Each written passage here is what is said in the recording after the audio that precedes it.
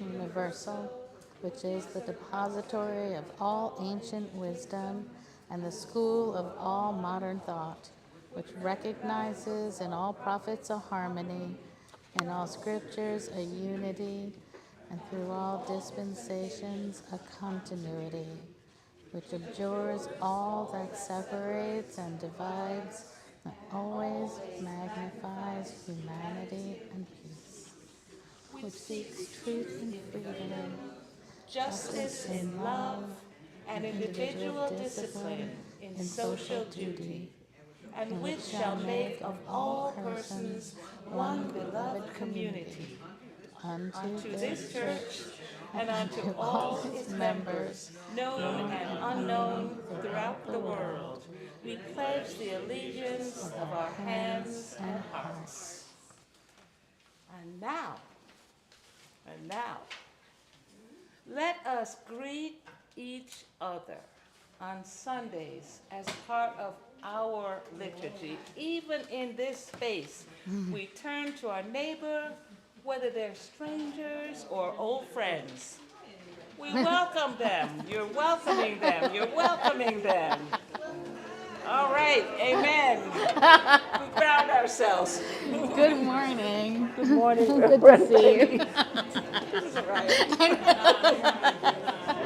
This is us in our very glory. intimate. It's very intimate. Good morning. It is good to see you. What does your pin say? Yeah, I hear you. It says, when the rich go to war, the poor die. Amen. How are you? I love those rose lilies.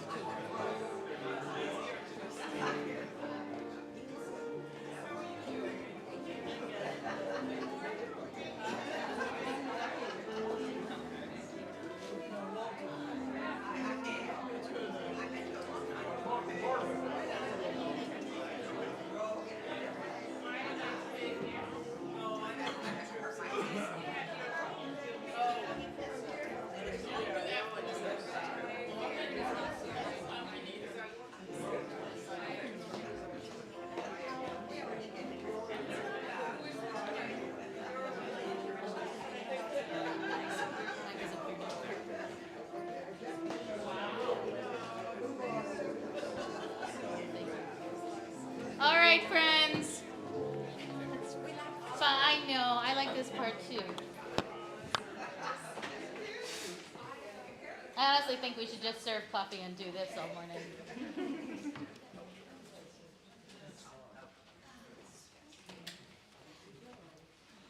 My reflection on the world today, we usually take a moment. My reflection is let's not take a moment. Let's just let it be, just for right now. Those of you who are sitting far, you really may want to come in. It will be easier to hear.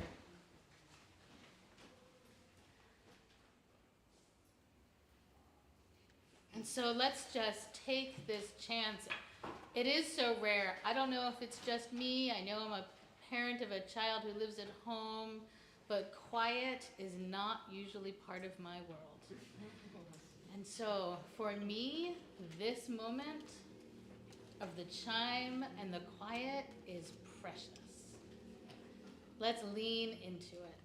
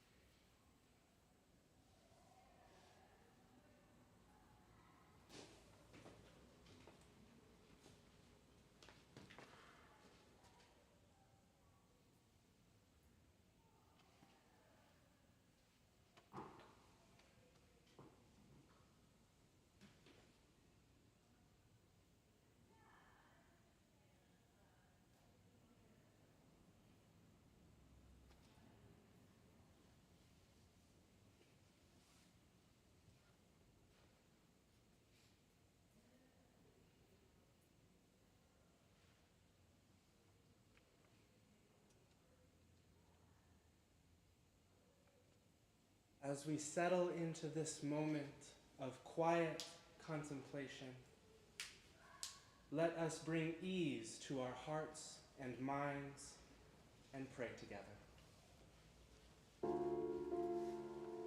To the divine center within each of us, the piece of life that we share with all creation, we lift our countenance in this place. Comfort us. To you that is the breath that animates the body, the breath we share that all that lives and breathes, we humble ourselves. Those who are gone from this world still live in you and through By this we know our interconnectedness, our inherent, infinite worth. Through you, we know we are loved, now and forever. Hold us here in this space, deepening our presence, our connection, and our hope.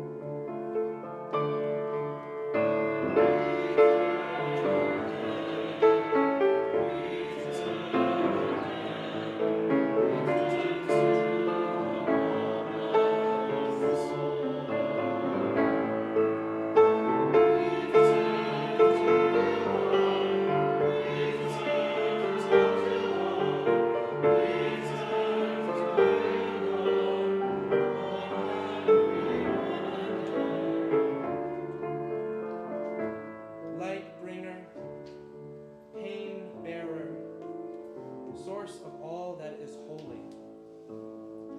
We know that we do not always live up to our potential. Comfort us. We make mistakes. We hurt ourselves and we hurt others. We miss opportunities to grow and show our love. Forgive us these mistakes, these accidents, and hold our shame and guilt for us, because shame and guilt do not serve us. Bring us ease, so that we might know our presence is recognized, appreciated, and valued. Forgive those who harm us, for they know not our holiness, our dignity. In this space, mend our hearts so we might love ourselves and each other more fully, and be loved so in return.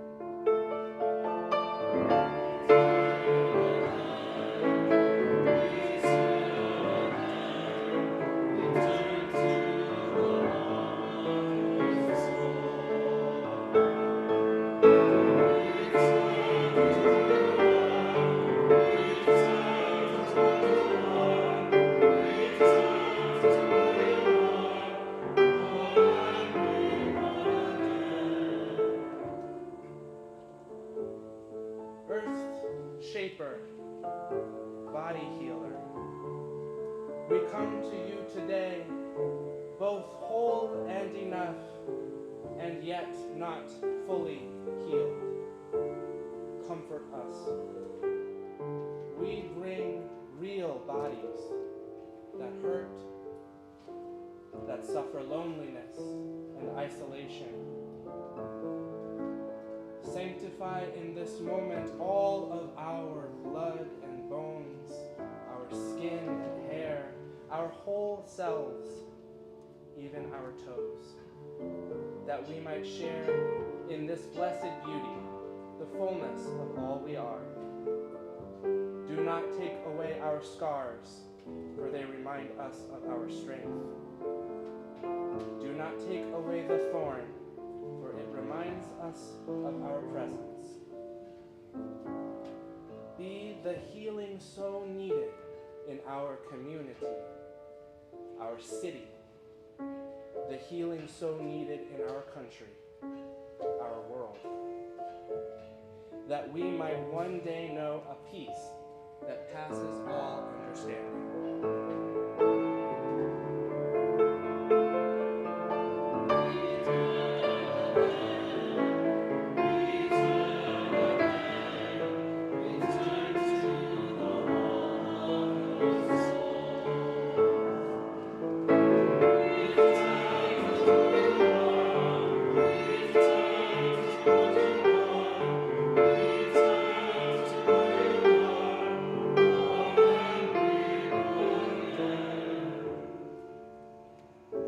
Truth teller, ancient parent of life, comfort us. We grieve those who have gone before us and feel now our fragile humanity. We ask now that you send down your healing mercies to we who suffer, and through us, ease the sufferings of those we care for. We lift now the names of those in our community aloud and on our hearts that we ask you to remember. Today we remember in particular Sandy, David, Joel, Ellen, Malika, Adrian, Sheila, Lisa, Rose, David, Nina, Anthony, Mike, Stephen, Marianne, Carrie, and Dorothy.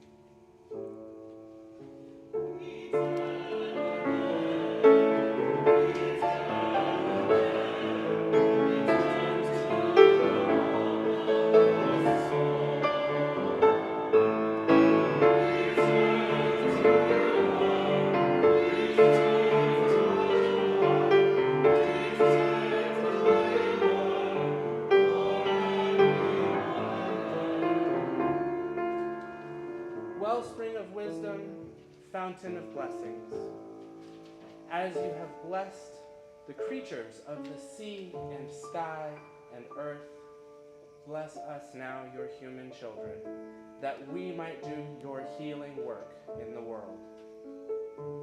Make us signs of your blessings, so all the world through us might know your presence. May it be so. Amen.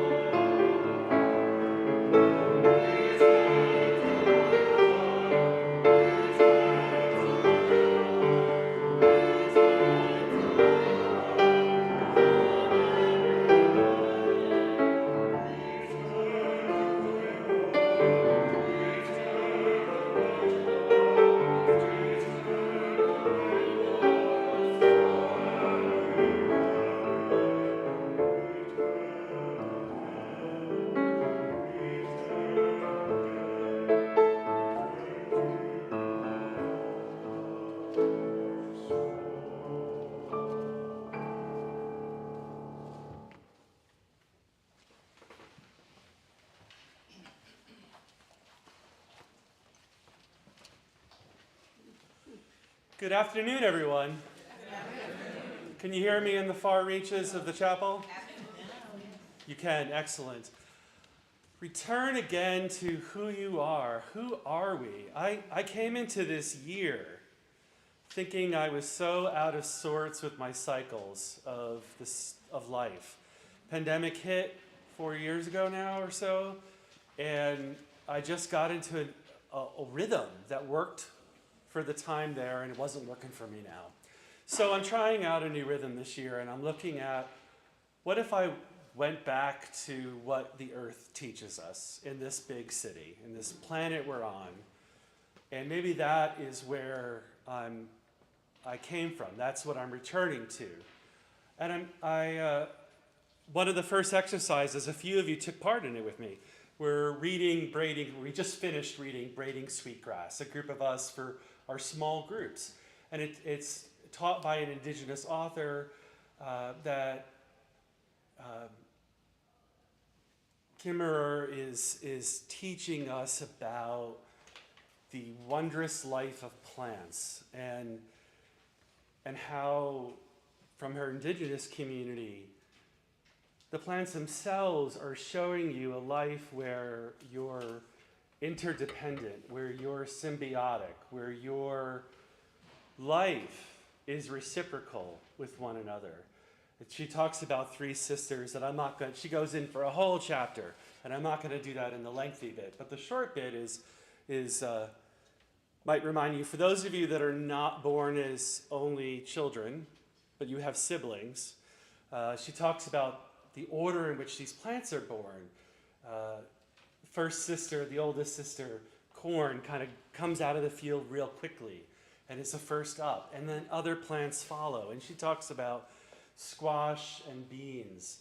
And what matters about the longer story is that in indigenous culture, the earth, these plants are teaching us that we can be interdependent with one another. In fact, we thrive when we're in relation with one another, when there's a trust between one another. And you have this tall corn. And some of us are, at times in our life, very tall. And their beans kind of grow up and around that strength with adaptation. And the squash kind of straggles along the bottom, but keeps out the weeds and the bugs so that the three thrive. And it didn't start there. It didn't stop there for me this year. I got in a habit of reading about mushrooms and fungus, and you don't know how much you need fungus in your life until you say, I'm going to start paying attention to mushrooms and fungus. I was just watching a documentary, and it was about something utterly unrelated about the moon. But there's a moment where the scientist stops and says, but for the scum of the earth, we are alive. And he's talking about evolution, science, right? And that how through some happenstance, through all the billions of ways it could happen, scum developed and created the chemistry of the earth we have. And it didn't stop with scum. If you are relating to scum, know that that's okay, because that's life-giving. And some of us are dwelling in that right now. Right? And that is life-giving. And then one more fungus found its way into my life, mycelium. And some of you have heard about this in general, right? Some of you have heard about this because I was reading a reading at the church council on Tuesday. And it was, your minister's bringing mycelium, mushrooms, into your church business. What is going on there? And this reading was, and I'm not going to quote it because it's too long and too many big words for me to do here. But the reading was from Adaku, Utah, who's a 6th generation Igbo healer. And they were talking about mycelium and how all these things are growing in the earth unseen by us. And all these things are connecting other species, other plants to each other and to nutrition under the earth. They're not even the same species. And they exist because of each other. And what does that teach us today about trust, about comfort, about New York City?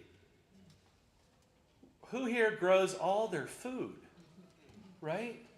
I trust, I have faith that I will be able to go to that Starbucks before this service and get the adequate amount of caffeine and carbohydrates that I am both up and I am not down, right? And that's trust. I can't make that happen without them at that time. And I grow plants at home, but I don't grow all my food. We, as people in an urban setting, exist, and a suburban, exist and live and thrive on our trust in all the parts of our biome that make getting together in this corner on a Sunday afternoon to hear a good word even possible. And with that, I invite you to remain seated and join us in singing Meditation on Breathing, hymn number 1009 in the Teal hymnal.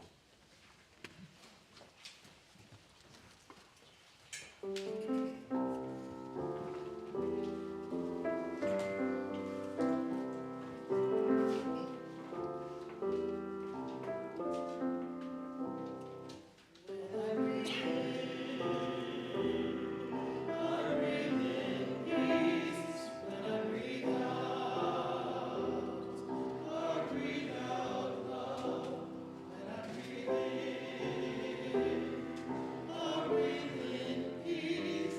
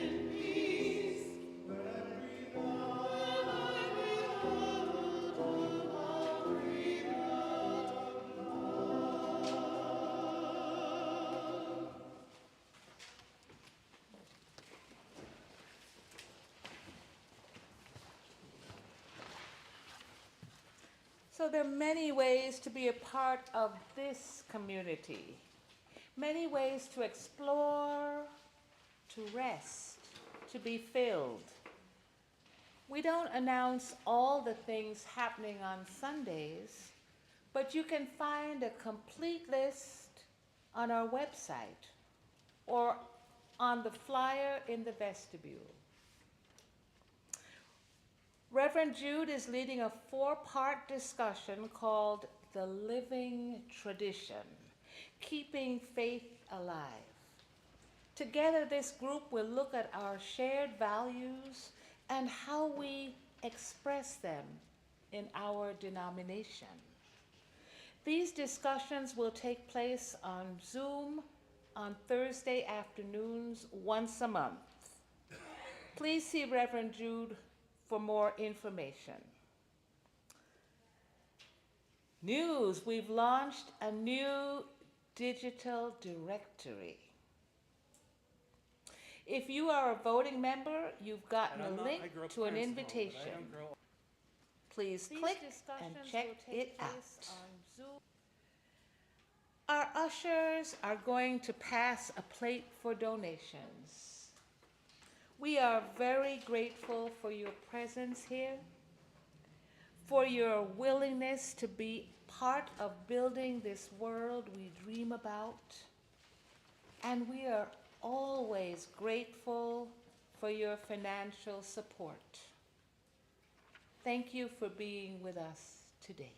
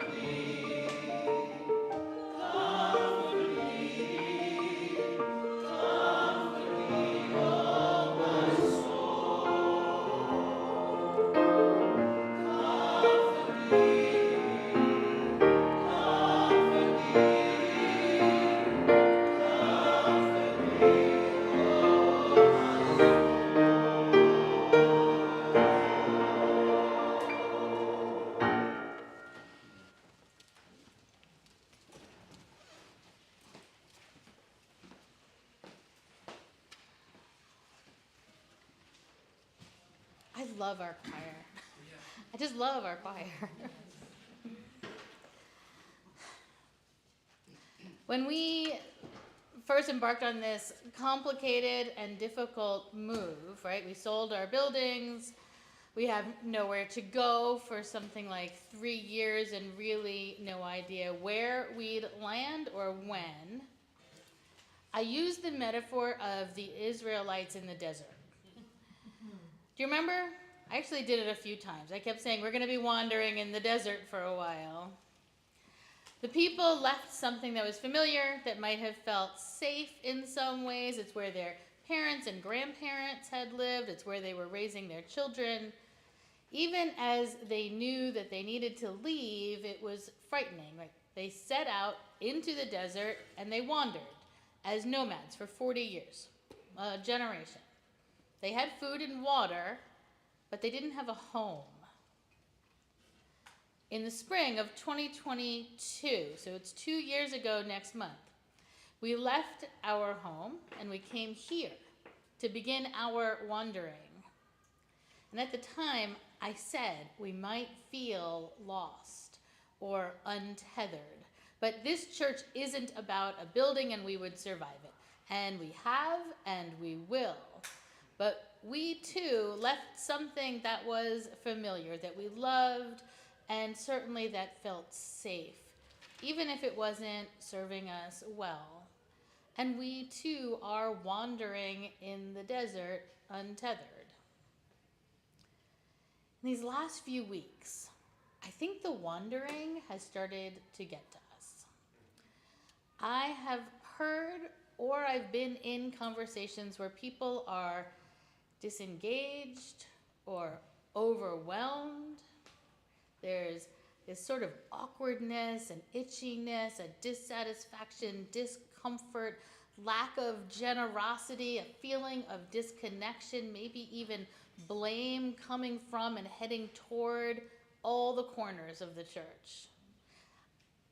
I mean, you know me, right? I don't pretend things aren't happening. It's not who I am. At the same time, I don't want to exaggerate it. I've also seen joy, witnessed authentic care for one another. I've even heard reports of inspiration.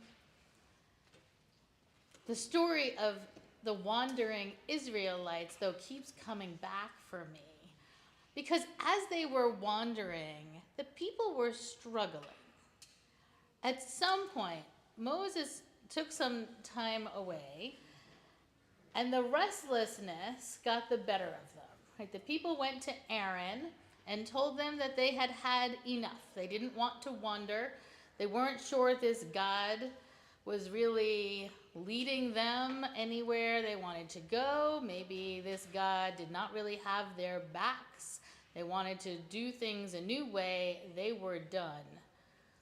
Aaron, who I'm sure was pretty exhausted, said, fine, bring me all your gold. I have to say, he said, bring all the gold earrings, all the, your wives and your daughters and your sons and your fathers, tell them to bring their gold earrings. I always have this question, like, where did they get the gold earrings? But whatever, they apparently had enough gold earrings. They brought the gold earrings and he melted them down. And he said, I will make for you a new God, which he did. He created a golden calf, and the people decided to follow this God instead. So we can talk about the theology of that at some time, but I'm really fascinated by the very human experience of a people wandering. I mean, it feels like they gave up. They got that far, right? They escaped slavery, they found food, they had the miracle of water, they were alive and well and free, and then they gave up. They started saying no. It's like Aaron, they were done. So this might feel like a leap to you, but I see this connection really clearly. I also see the same pattern in our country. Last week, I was listening to a journalist who was interviewing black voters. And so many of them are voting for Trump this year, or at least considering it, dramatically shifting numbers and demographics from 4 years ago. So the journalist was trying to figure out why and what was going on, and was interviewing this man, and the man said he'd never voted Republican before. He'd actively supported Biden last time, but he was done, he said. He was done with broken promises. And the journalist is trying to figure out what that means, and at some point he says, well, but under Biden, unemployment is at an all-time low. And the guy said, sure, I've got a job, but I haven't had a raise in 10 years. It's enough. I hear that same exhaustion. I'm hearing it over in so many places, that feeling of like, I can't anymore. I can't. thinking about Biden's age, which has come up lately, and it feels a little bit like a mirror for American democracy. Like maybe we're getting tired. Maybe we're fraying. We're forgetting where we came from. We're getting tired. I think some might even see American democracy as over. It's time to move on to something else. Maybe try autocracy for a little while, see if things get better. Or worse, I'm so tired, so overworked, just trying to stay afloat, I don't have time to care. Again, we see the disengagement. The I can't. We can't. It's too much. I love the story that Reverend Jude told. At the core, both in the church and in the country, there's this need for trust, for interconnection, interdependence, a network of trust. It's frayed, although far more out there than in here. But even in here, when people start to get grouchy, get critical, lose faith, disengage, we see trust breaking and broken. Both out there and in here, though, we can't move forward. We don't survive if we aren't working together. I know that we don't always work well together if it feels like we're not being heard, if saying yes means all the work is on us, which leads to resentment and exhaustion. I see that out here and out there and in here. I hear people saying, I'm 3 paychecks away from being homeless. Or, I can't have children because I can't afford to live anywhere other than a 1-room apartment. Or, my mother needs more care than I can give her, but I can't afford the help. Or, hundreds of thousands of people are living on the street, and I feel breathless just thinking about how we'll ever address that crisis. Or, the schools have no resources to feed my child, to address my child's needs because they are overworked and underfunded. And why is my money going to help the Israeli government kill Palestinian children? I can't do it anymore. These are the details of people's lives, and the list of problems only gets longer, and the more it goes on, the angrier and more disengaged we all become. Everything just feels so hard. And then you come to church and there's no building, no center that feels like home. And people just want things from you, even if it's just your attention, and it's too much. So I made soup. I spent Saturday making you soup. Soup is not going to fix any of this, but I made it anyway. I'm Jewish and Italian, right? I make soup. It's what I do. I don't know what else to do. I gather people into small groups and I make them soup. I wish we could eat it together. I wish we had a long table and everyone could get a bowl and fill it with something hot and we could share a meal together. I promise I would do the dishes. But not being able to make it perfect didn't deter me from doing what I could. Soup may or may not feel healing to you, but I hope you're able to accept the gift as an act of care and comfort. It was healing to make it. I connected with that part of me that wants to take care of you. There is a part of me that does always love you. And I know that putting love at the center is always the right thing to do. I wanted us to be squished in here together. Instead of being in that vast space that feels so cold and hard, I wanted us to feel warmer and softer and closer to each other. I wanted us to remember the connections. Lean into interdependence. Remember that we are in this together. I went back into some old sermons from 2 years ago. I figured we made this move 2 years ago. What did I say then? I wanted to know actually how often did I really tell that story of the wandering in the desert, and a few times. I reminded us that without a home, meeting largely on Zoom, we could feel disconnected. I anticipated we were going to feel disconnected from each other. We could become accusatory, feel alienated, forget ourselves in 1,000 ways. I'm going to quote myself here. This is from the sermon I preached the first time we were in this building. I said, there's a line in Christian scripture in one of Paul's letters to the Corinthians which says, if I speak in the tongues of men or angels, but I do not have love, I am only a resounding gong of a clanging cymbal. I am heeding this ancient wisdom today, asking myself if what I do is in the name of love. Am I grounding my actions? Am I starting my words? Am I sending my thoughts through a filter of love?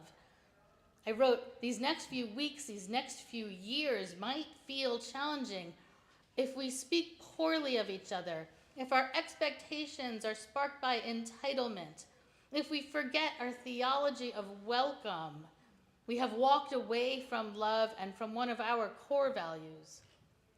Alternatively, this next phase of community church history could be the time to live into our spirit of theology, to embody love fiercely. If we aren't ministering to our buildings, we can minister to each other and to this hurting, broken world that so desperately needs our message of radical inclusivity. We are who we've always been, nonconformists, breaking new theological ground, bringing love to the streets. That's who we were, that's who we will always be. That's what I said when we were starting this journey. I continue to believe it's who we were and who we are. And I don't know what's going to happen in the nation this year, but I have faith in us. In 1 year, I believe we will be in a new building. I am working very, very hard to make it happen. As much as I think that will ease the tension, we have to stay true to ourselves now so that when we arrive, we are still us. Over this next year, let's try to remember a few things in response both to what's out there and what's in here. We are love. Change is uncomfortable and sometimes very sad. Some of what's happening is frightening or disconcerting. But we are love. We are the embodiment of the spirit of love. We can make choices that increase love. We can make choices that demonstrate trust. We can reach out to each other in tenderness and care, in gratitude and honesty, and we can find that we too are better for it when we do. We can build into our system an expectation of softness and comfort. Even if only this next year, when our country will be in disarray, this year, when our congregation will still be without a home, we can be intentional about seeing each other, responding to each other in gentleness. We can, for now, for today, for this week, for this month, for the time we each have left, we can see and know that putting love at the center means we are all each the same, grounded and surrounded, and the embodiment of one great love. The one that holds us all together, that breathes in and through us. Wandering, anxious, disengaged, critical, we can let it all go and reconnect with our source. We are, you are, we are each and every one the body of love.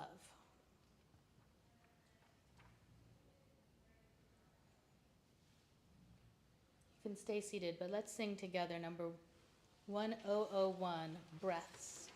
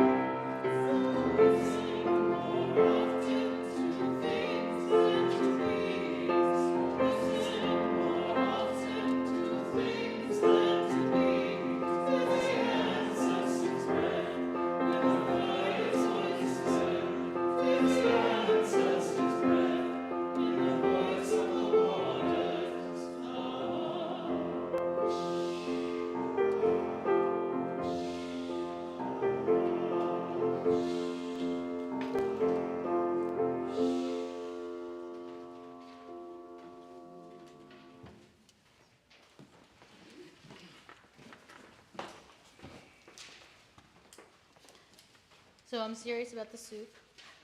Take soup. There's vegetable soup, it's vegan. Butternut squash, it's vegetarian, a little cream in it. And I'm not bringing it home, so take it with you. In your program is our chalice extinguishing, if you would read it with me.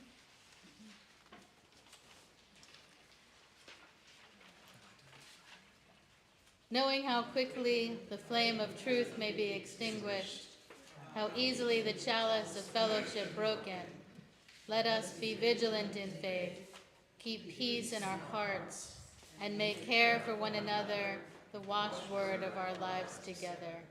So our light goes out everywhere into the world. Our light goes out everywhere, healing and hope are needed. Let us go in peace to love and serve the world and one another. It's good to be with you.